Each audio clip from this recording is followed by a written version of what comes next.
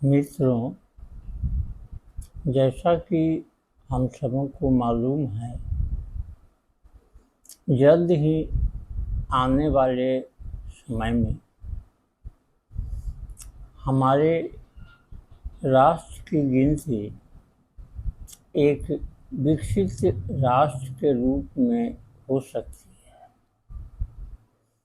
हालांकि कई क्षेत्रों में हमारे यहाँ अभी काफ़ी कमियां देखी जा रही है, लेकिन उन्हीं में से कुछ कमियों को दूर करने के लिए जो आर्थिक विकास में बाधक हैं और कहीं न कहीं सामाजिक न्याय के खिलाफ थे, उनकी क्षतिपूर्ति के रूप में वर्ष 2014 में वर्तमान बीजेपी के नेतृत्व में बनी, जिसके प्रधानमंत्री श्री नरेंद्र मोदी जी हैं, तो उनके कार्यकाल में ही शुरू के वर्षों में 3 प्रकार की योजनाएं शुरू की गई। तीनों योजनाओं का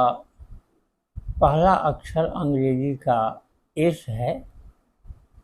जिसे हम स्किल इंडिया, स्टार्टअप इंडिया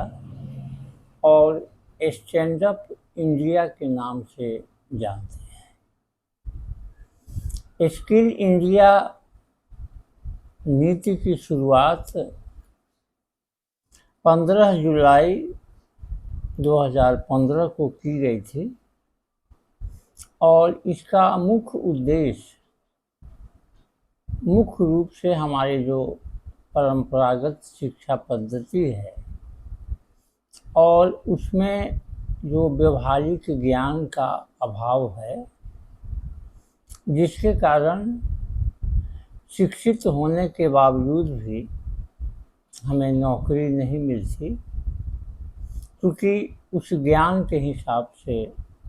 उस नॉलेज के हिसाब से हमारे पास स्किल नहीं होता। और जब तक उस ज्ञान के हिसाब से हमारा स्किल नहीं होगा, तब तक हम न तो सरकारी नौकरी में जा सकते हैं और न किसी गैर सरकारी नौकरी में जा सकते हैं। इस कमी को दूर करने के लिए ही 15 जुलाई 2015 को स्किल इंडिया स्कीम चलाया गया, जिसके अंतर्गत पूरे देश में ट्रेनिंग के लिए व्यवस्थाएं की गई और इससे काफ़ी हद तक एम्प्लॉयमेंट में हमें मदद मिली और स्किल्ड होने के बाद जो भी कंपनी की ज़रूरतें हैं, चाहे वह पब्लिक हो या प्राइवेट, उसके हिसाब से हम नौकरी करने में सफल हुए हैं। मुख्य रूप से मैन्युफैक्चरिंग के क्षेत्र में, इंफॉर्मेशन टेक्नोलॉजी के क्षेत्र में, हेल्थ केयर के क्षेत्र में, हॉस्पिटैलिटी के क्षेत्र में, टूरिज्म के क्षेत्र में स्किल इंडिया, जिसके अंतर्गत कई तरह के प्रोग्राम्स और ट्रेनिंग्स चलाए जा रहे हैं पूरे देश में, इससे जनता को काफ़ी लाभ हुआ है और आने वाले समय में ऐसी व्यवस्था की गई है कि यह एक लाइफ लॉन्ग लर्निंग प्रोसेस हो और साथ ही ज़रूरत के हिसाब से हमारे स्किल का अपग्रेडेशन भी हो,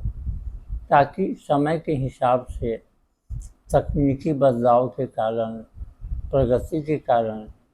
यदि हमारा स्किल पुराना पड़ गया है तो पुनः हम अपने स्किल को अपग्रेड करें और हमारा भविष्य सुरक्षित रहे, ऐसी व्यवस्था सरकार द्वारा की गई है। इस संबंध में एक दूसरा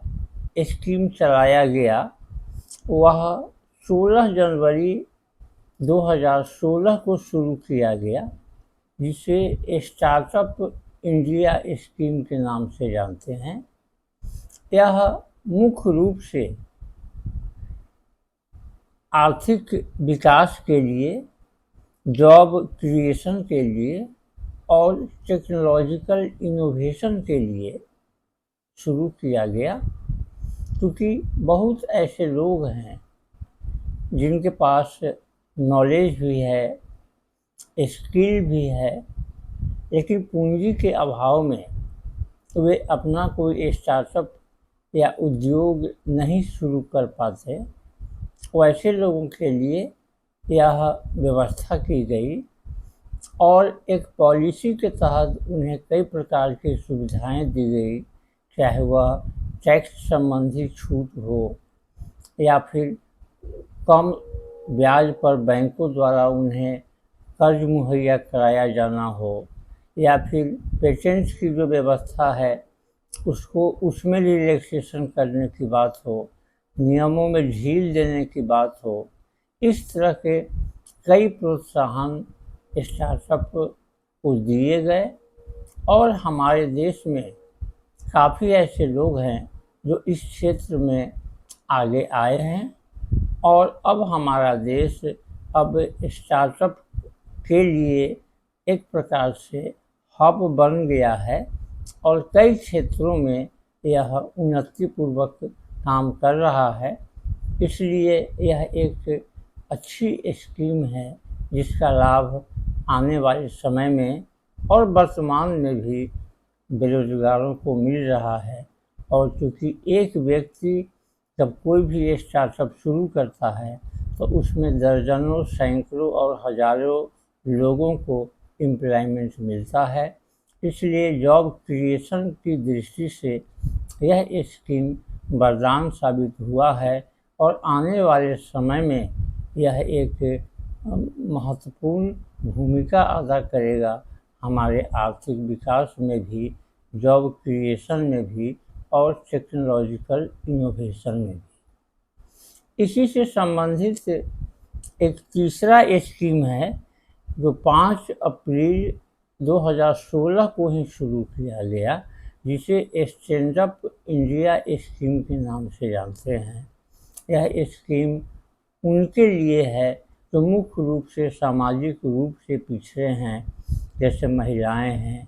शेड्यूल कास्ट है, शेड्यूल ट्राइब्स है, जिनके साथ इतिहास में या पहले अत्याचार हुआ है, जिन्हें दबाया गया है, जिनका शोषण हुआ है और सामाजिक न्याय पूर्व में नहीं मिल पाया है। वैसे लोगों के लिए स्टैंडअप इंडिया स्कीम 5 अप्रैल 2016 को शुरू किया गया है, जिसके अंतर्गत महिलाओं को, शेड्यूल कास्ट को और शेड्यूल ट्राइब को 10 लाख से लेकर 1 करोड़ तक का बैंक लोन मुहैया कराया गया है। और ऐसा माना जा रहा है कि ऐसा करने से जो अब तक मार्जिनलाइज्ड हैं या जो समाज में अंतिम व्यक्ति है वह भी उत्साहपूर्वक आगे आएगा और अपनी भागीदारी निभाते हुए राष्ट्र की मुख्य धारा में काम करेगा, देश के विकास में सहयोग करेगा। इसलिए यह एक ऐसा स्कीम है जो लंबे समय तक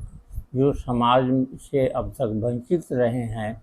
पिछड़े रहे हैं, उपेक्षित रहे हैं, दलित हैं,